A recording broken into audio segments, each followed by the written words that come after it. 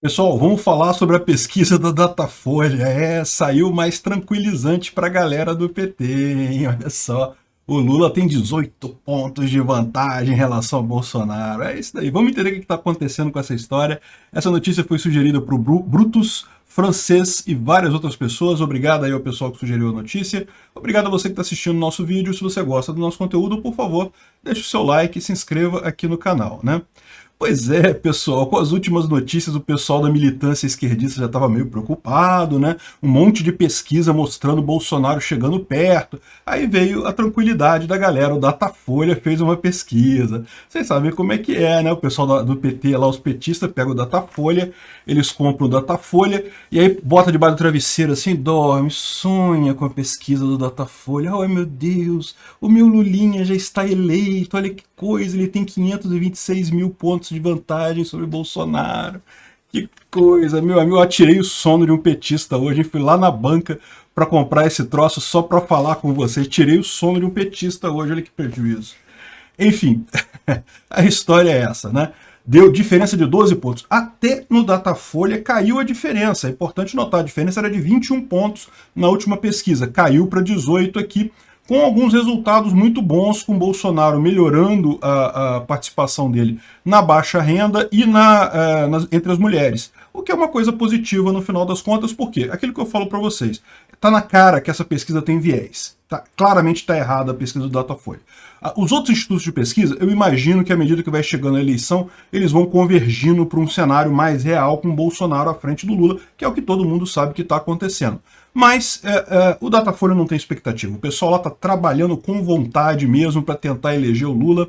O Datafolha é caso perdido. Mas ainda assim, eles não conseguem ocultar todas as variações. Então, de vez em quando, você vê esse tipo de variação.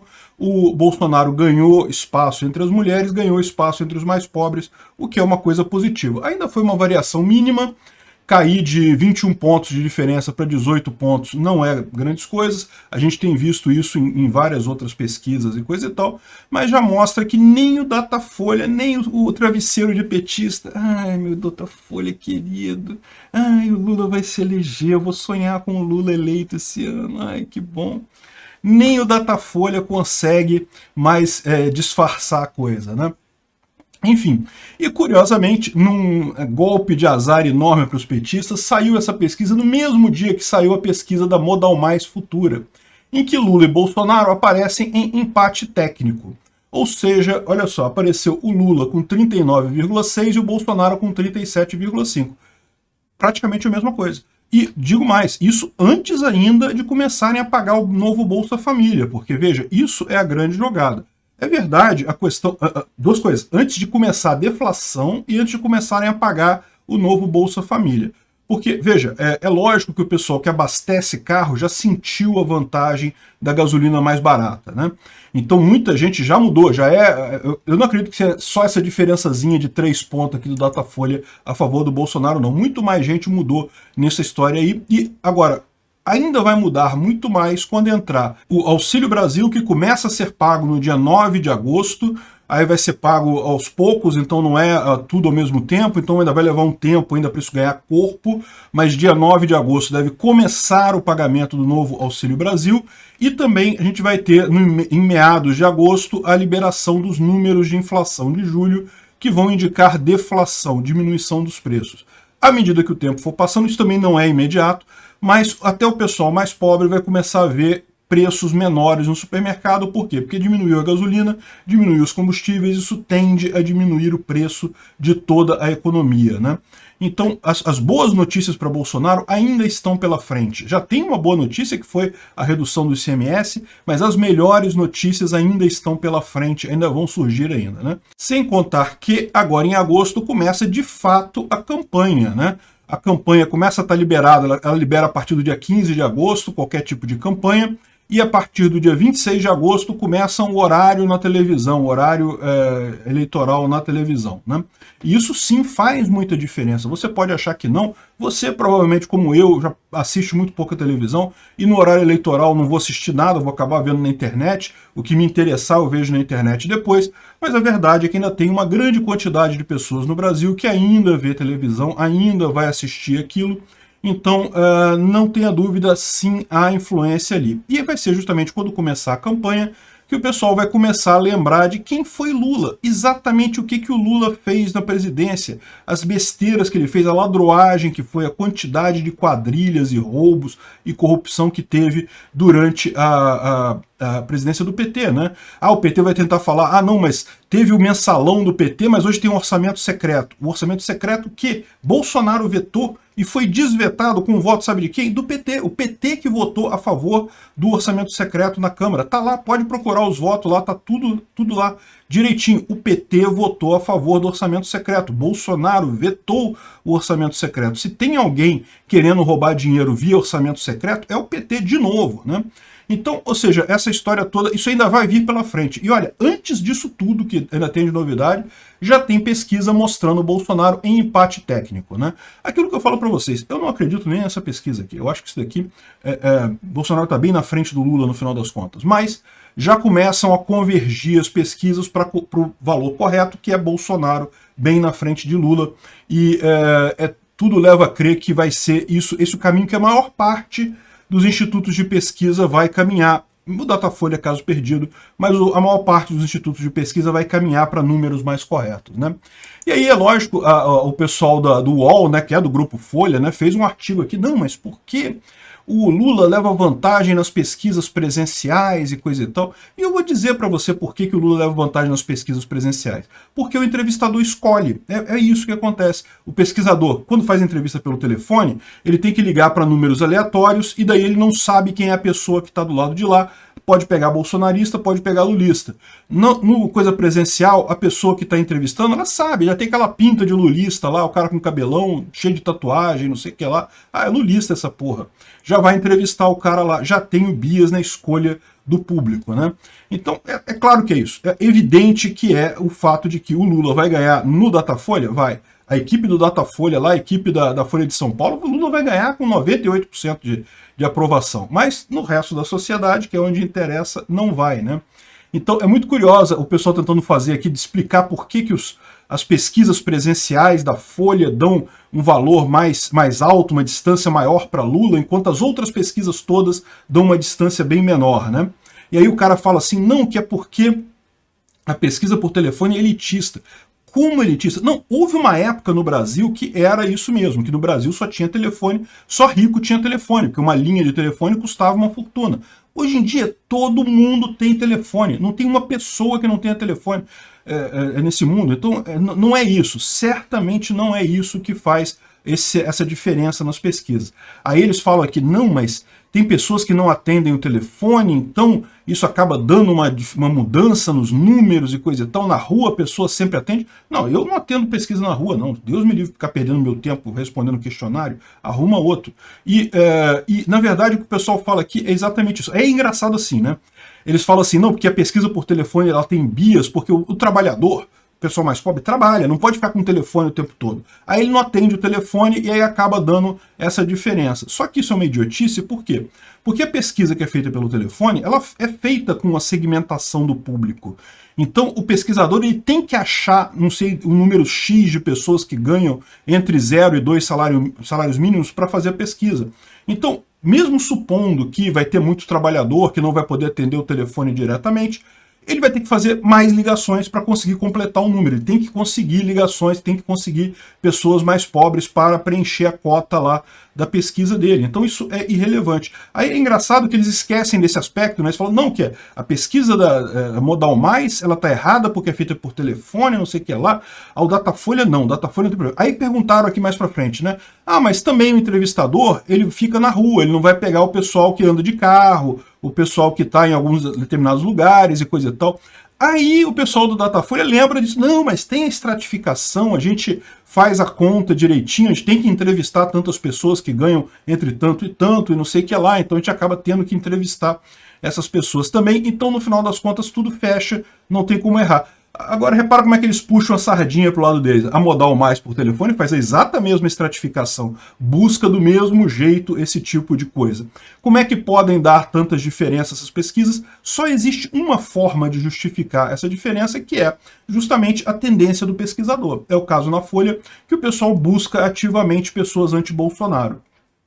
Agora, é lógico, né? O pessoal aqui não, porque o Marcelo Souza disse que a pesquisa presencial é o padrão ouro, que não sei o que é lá e coisa e tal. Tá. Vai ver o resultado do Datafolha nas eleições passadas. Você vê a merda de padrão ouro que é. Só se for ouro de tolo. Enfim, mas não para aí, né? Eles falam uma coisa aqui que eu concordo, uma coisa que faz sentido. Por mais que muita gente goste de votar em Bolsonaro e fale abertamente que é a favor do Bolsonaro, existe sim uma grande quantidade de pessoas que vai votar no Bolsonaro, mas se sente um tanto, digamos, reprimida em falar isso abertamente. E quem são essas pessoas? São pessoas que trabalham em universidades, pessoas que estudam em universidades, pessoas que trabalham em alguns órgãos determinados, que tem muito esquerdista.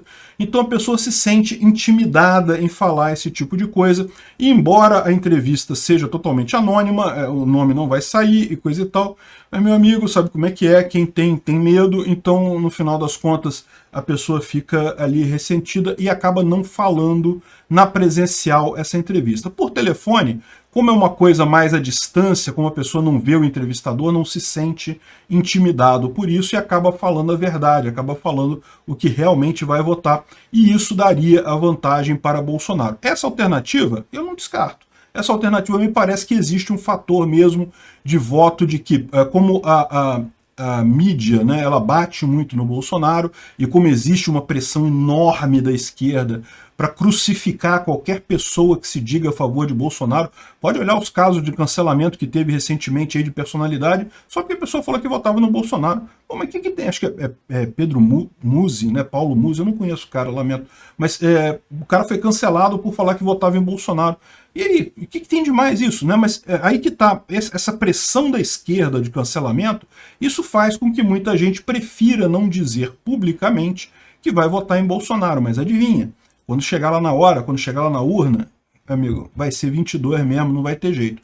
Então, é o que eu falo, muita gente que está no meio do caminho, que até brigou com o Bolsonaro porque discordou de alguma coisa de Bolsonaro e coisa e tal, aí falou que não vai votar em Bolsonaro e coisa e tal, mas aquele negócio, esse cara, quando chegar na hora da urna, que tiver que escolher entre Bolsonaro e voltar para a era Lula, olha, eu concordo, eu mesmo acho que Bolsonaro fez muita coisa errada, que tem muita coisa que podia ser feito melhor, mas a verdade é, voltar para a era Lula é outra coisa que não dá para conceber esse tipo de coisa, né? E aí esse pessoal que é isentão, na pesquisa também eles querem dar força para outros candidatos, então não fala que vai votar em Bolsonaro, mas quando chegar na hora, meu amigo, vai votar mesmo. Isso eu acredito. Agora, qual que é a diferença aqui? Olha só, é pesquisa mal feita, Datafolha forçando a barra para produzir sonífero para os petistas. Ai, dorme, Datafolha. Isso, dorme, petistinho, sonhando com Datafolha, que o Lula tem 200 milhões de pontos na frente do Bolsonaro, né? E, bom, o Estadão coloca aqui que a economia é o centro dessa eleição, isso eu já falei para vocês, e que isso está ajudando o Bolsonaro. Óbvio, claro, evidente. Bolsonaro tem conseguido um monte de vitórias esse ano, o PIB está melhorando, o desemprego está diminuindo, a Petrobras está baixando o preço da gasolina, pagou um dividendo enorme, a gente falou no outro vídeo, então, ou seja, está ajudando em tudo isso daí. Então, e tipicamente, no final das contas, a verdade é a seguinte, a gente tem muita posição ideológica, não, o comunismo não serve, o bom é a direita, coisa e tal. Vocês sabem, eu sou libertário, eu não sou de direita, não sou a favor de conservadorismo, não. Mas o comunismo é o grande mal, eu reconheço isso, o comunismo é o grande risco que a gente corre na América Latina como um todo, é só olhar para os países à volta aí nossos. Então, ou seja, esse é o grande problema, né? Mas a maior parte da população, ela não está ligada nessa coisa de ideologia, a verdade é essa. A maior parte da população vai olhar para isso daqui, ó, economia. Economia é a chave. Se a economia estiver boa, Bolsonaro ganha com muita facilidade essa eleição. Eu acho que ele ganha mesmo com a economia ruim, mas vai ser mais difícil com a economia ruim, né?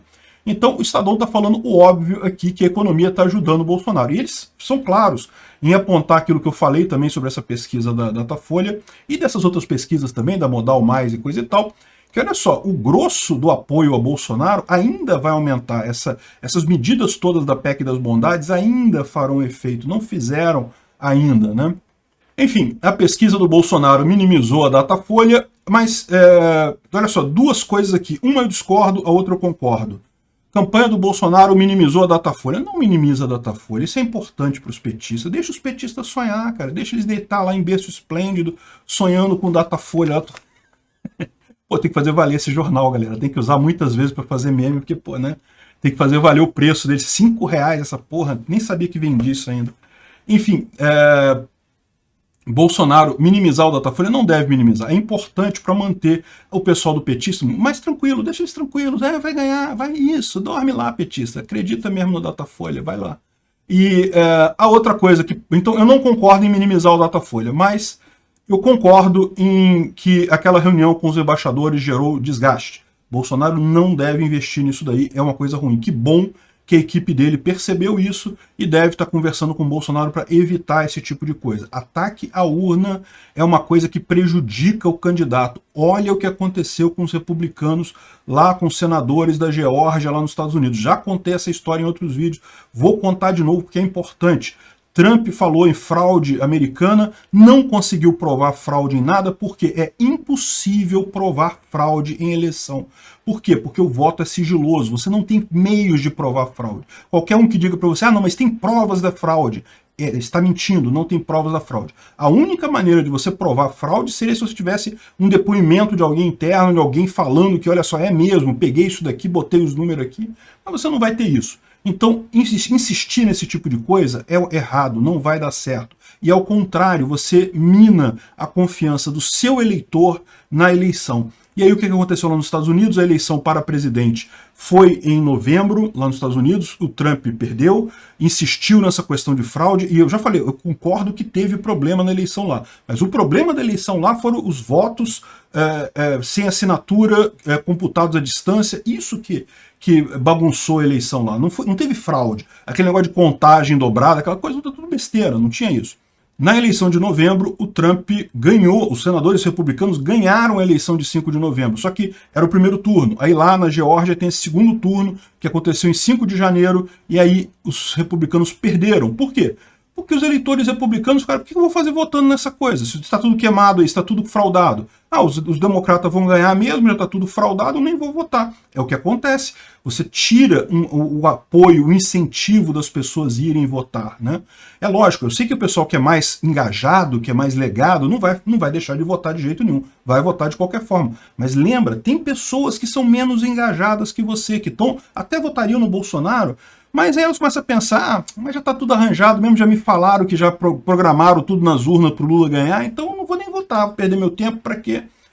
Tomem cuidado com isso, minar a eleição é muito arriscado, você desestimula a sua própria militância a ir votar, né? Então tomem cuidado com isso aí, que bom que o pessoal percebeu esse problema e vai parar com esse tipo de coisa. Obrigado por assistir o vídeo até o final. Além de curtir, compartilhar e se inscrever no canal, considere se tornar patrocinador com valores a partir de R$ 1,99. Clique no botão Seja Membro abaixo para saber as condições e vantagens de patrocinar o canal. Mais informações sobre o nosso projeto, visite nossos sites indicados na tela.